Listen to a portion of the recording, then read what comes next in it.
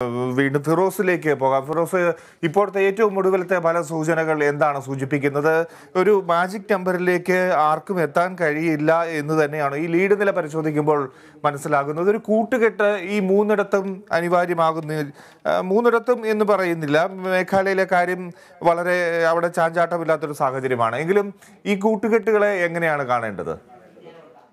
ഏറ്റവും പ്രധാനമായി കൂട്ടുകെട്ടുകളിലേക്ക് വരുന്നതിന് മുമ്പ് പറയേണ്ടി വരുന്ന കാര്യം, ഫിജി ഇപ്പോൾ ഈ നമ്മൾ നേരത്തെ പറഞ്ഞ ത്രിപുല സസ്പെൻസ് ത്രില്ലർ, അതിൻ്റെ സസ്പെൻസ് കൂടിക്കൊണ്ടിരിക്കുന്നതല്ലാതെ കുറയുന്നില്ല. അല്പസമയം മുമ്പ് 32 സീറ്റ് എന്നതിൽ നിന്ന് BJP 31 വന്നു. ഇപ്പോൾ വീണ്ടും 32 തിരിച്ചു കയറി. അതായത് അവിടെ കോൺഗ്രസ് സഖ്യവും BJPയും തമ്മിൽ പല മണ്ഡലങ്ങളിലും ഇഞ്ചോടിഞ്ച് പോരാട്ടം നടക്കുന്നു. അതായത് BJPക്ക് ലീഡ് കുറയുമ്പോൾ കോൺഗ്രസ് സഖ്യത്തിന് ലീഡ് കൂടുന്നു. അതായത് കോൺഗ്രസും BJPയും തമ്മിൽ അവിടെ നേരിട്ട് മത്സരം നടക്കുന്നു എന്ന്, അല്ലെങ്കിൽ നേരിട്ട് മത്സരം നടക്കുന്നുവെന്ന് വ്യക്തമായും പറയേണ്ടി വരുന്ന സാഹചര്യമാണ് എനിക്ക് തോന്നുന്നത്. നാഗാലാൻഡിൽ ഏതാണ്ട് BJP ഉറപ്പിച്ചു എന്ന് തന്നെ പറയാവുന്ന സാഹചര്യമാണ്. പക്ഷേ മേഘാലയയിൽ ഈ പറഞ്ഞതുപോലെ ഒരു സഖ്യത്തിലേക്ക് BJPക്ക് പോകേണ്ടി വരും. അവിടെ കഴിഞ്ഞ തവണത്തെ 2 സീറ്റിൽ നിന്ന് ഇത്തവണ 5 സീറ്റുകളിലേക്ക് BJP നില മെച്ചപ്പെടുത്തിയിട്ടുണ്ട് എന്ന് തന്നെ പറയാം ഫിജി ഈ സമയത്ത്.